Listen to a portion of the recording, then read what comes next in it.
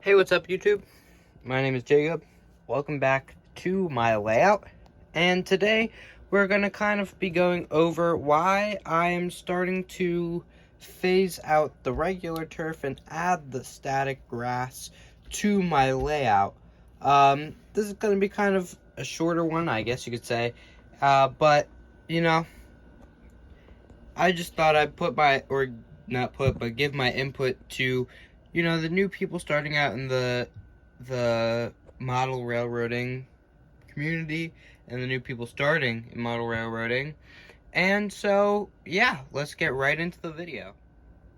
So, the first thing I want to mention is that even though I loved the static grass look and everything and the feel, it's a mess. If you see there's static grass, just leftover static grass all over the layout from me putting in the static grass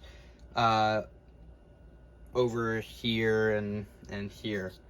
So that's kind of the only real downside of it, is it gets everywhere and it's not easy to get it out of those areas. But other than that, everything else is positive. Like, for example, it looks really nice. Especially in the back and all that stuff. It looks really, really nice. Maybe not this patch right here, which I have to cover up. But it looks nice when it's on the side like this. And it's just kind of an accent to the layout. Now, I'm not going to cover my whole layout with the static grass, but, I might fill in some areas here, back here, over there, definitely right there. And then I'm just going to have like a forest here with no static grass in it. But, yeah, another thing about the static grass is you don't have to use turf. It is preferred that you use turf because then it kind of, you have that underlying color from the top view. Like over here, you can see that there's kind of like the dark green at the bottom from just the regular turf if you look up. But you don't really see the color that much here. But I am going to be doing an experiment on my railroad where I put static grass on just plain dirt, which I've started using. It's just dirt that was dug up from the backyard while we were doing construction around the house. And yeah, just take a shaker bottle and just kind of sprinkle kind of like you're actually using a spice or something. Or paprika, I just kind of sprinkle it on there. And it works perfectly, and it gives me a nice spread and everything. And yeah, you can really kind of have any type of static grass that you want. You can have, I know with the company that I have white static grass, dark green, the weird light green that kind of catches your eye each time you look over here, which I really don't like, so I'm gonna have to pull this out, maybe cut it out, or just peel it out because it's kind of just carpet. Doesn't look that nice. And yeah, I'm gonna have to fix that hole now, but that's okay. It took an eyesore away from my layout, but let's get back on topic.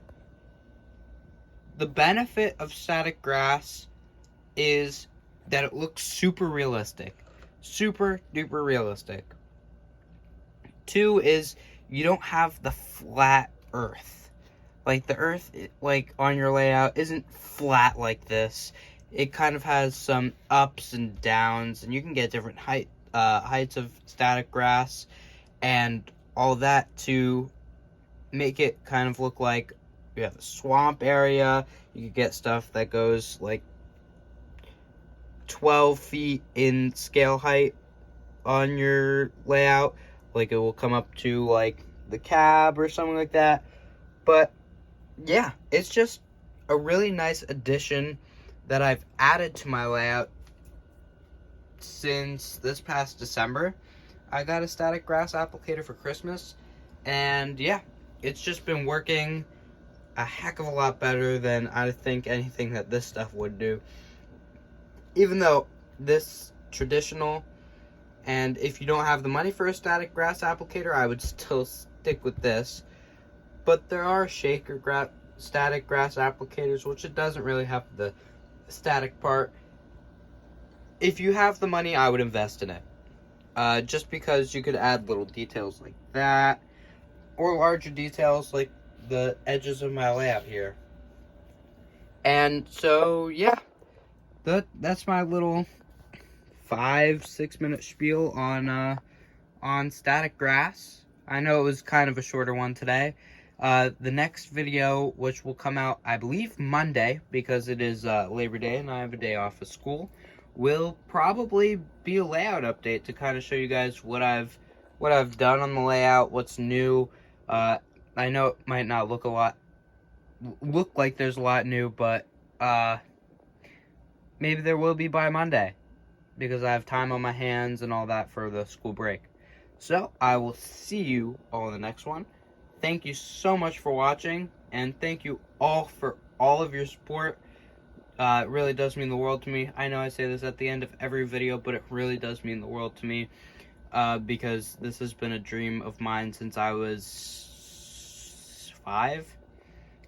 Pretty much once I saw it wasn't 5, but once I saw my first model railroading video, I knew what I wanted to do, and I just never had the means to do it. And this was finally the time for me to do it. Thank you guys so much for watching, and I will see you in the next video.